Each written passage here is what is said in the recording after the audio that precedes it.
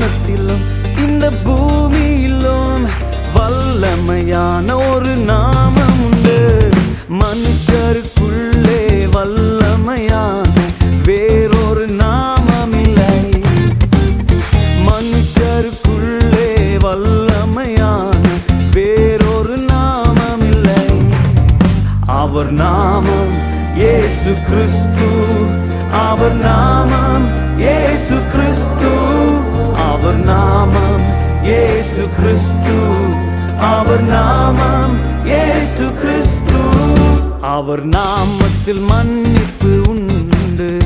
அவர் நாமத்தில் ரட்சிப்பு உண்டு. அவர் நாமத்தில் மன்னிப்பு உண்டு. அவர் நாமத்தில் ரட்சிப்பு உண்டு. நாம் ரட்சிக்கப்படுவோம்.